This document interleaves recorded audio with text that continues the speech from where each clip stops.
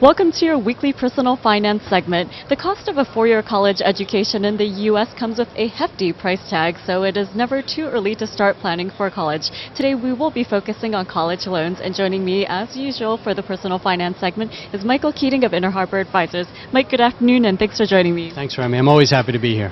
Well, continuing with the theme of planning for a college education, we will be talking about college loans. Now, I understand there are three different types, so could you go over the different types that are out there? So the three major types are the student loans, the student loans, the parent loans, and then the private loans. Student loans, we talk about, it's important to remember the student loans, who's responsible for paying that back? For a student loan, it's up to the student.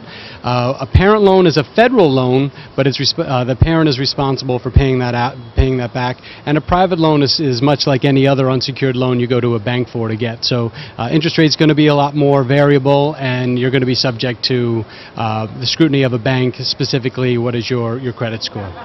And Mike, depending on what sort of institution you go to, the cost of a college education can vary a lot. So what is the difference of a subsidized versus an unsubsidized college loan? So this is something that we learned by doing the research for this project. I didn't even know it when I was in college, and I had subsidized and unsubsidized loans. So the main thing to think about is you've just taken a loan to go to school. For most loans, you receive a lump sum of money, and then you're responsible to right away start paying back the payments.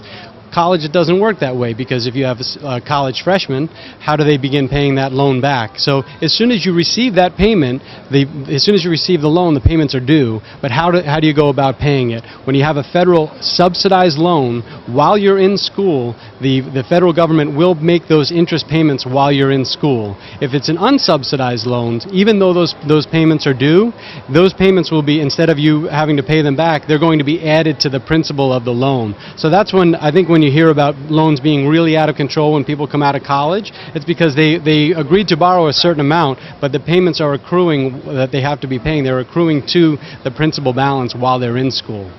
And I think that's a very important distinction to keep in mind. You just brought up the word federal, so could you describe the difference between a federal and a private loan? I think the biggest thing to keep in mind is that the federal loans dominate the industry. The private loans, they take up a small segment that's ever shrinking. The federal government used to implement these programs through the banks. Now they're implementing them directly. A couple things to keep in mind, though, on the federal side, these loans are not dischargeable if you declare bankruptcy. So the federal government makes these loans available to a number of different people, regardless of credit score. But the agreement is you have to pay it back. And Mike, I think there are a lot of moving pieces when you talk about college loans, given that a typical education lasts for 4 years and it comes with many costs and expenses.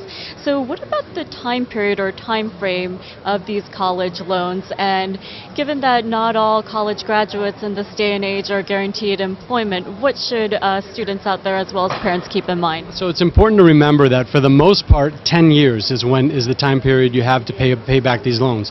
10 years from when you stop becoming a student. Obviously there are going to be some distinctions depending on the career you go into. There may be some grace periods. If you continue on into school, there may be a way to defer it. But this isn't like a 30-year mortgage. When it comes to student loans, these need to be paid back in 10 years. Well, Mike, it sounds as though it's never too early to start planning for this. So thank you so much for your insight today, and thanks for all your financial advice. You're welcome. Thank you, Ryan.